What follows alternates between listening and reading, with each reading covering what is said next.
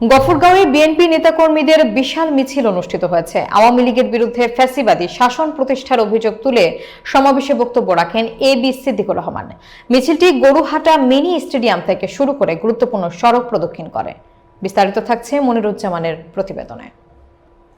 গফরগাঁওয়ে আওয়ামী লীগের ফ্যাসিবাদের বিরুদ্ধে বিএনপি ফুঁসে উঠেছে।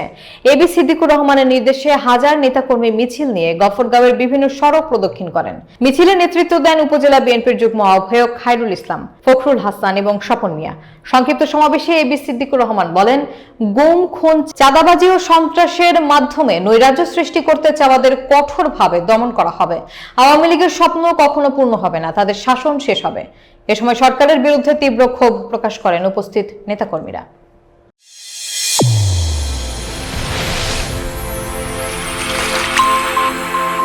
চ্যানেল A1 হৃদয়ের স্পন্দন।